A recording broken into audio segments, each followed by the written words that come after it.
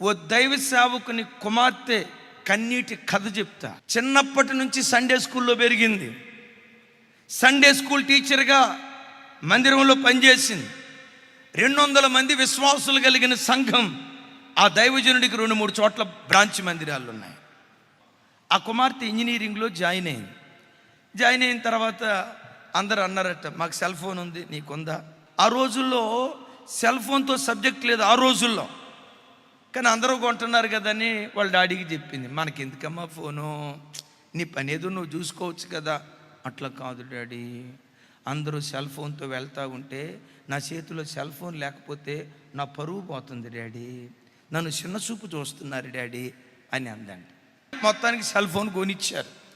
ఆ అమ్మాయి cell phone కొన్న తర్వాత అందరూ అడిగారట, నా ఫోన్కి ఫేస్బుక్ ఉంది, నీకుందా అని. అంటే వాళ్ళ డాడీని అడిగిందట, అమ్మ డాడీ ఏదో ఫేస్బుక్ అంటున్నారు, నేను కూడా ఫోన్లో ఫేస్బుక్ పెట్టుకోమంటావా డాడీ అన్నాడట.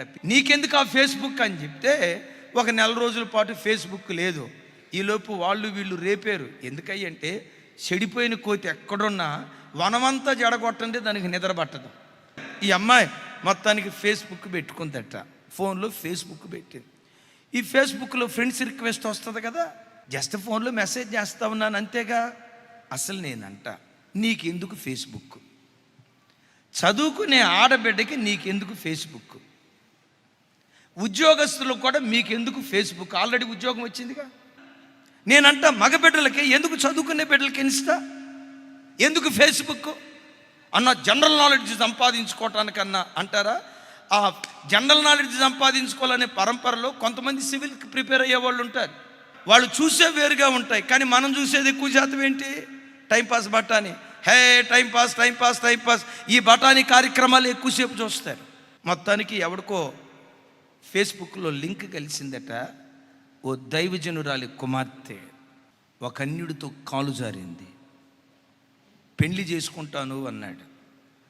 ఈ అమ్మాయి గర్భవతి అని తెలిసిన తర్వాత, నేను నిన్ను చేసుకున్నాను, ఏం చేసుకుంటావో చేసుకో. గర్భంతో తండ్రి దగ్గరికి వచ్చింది.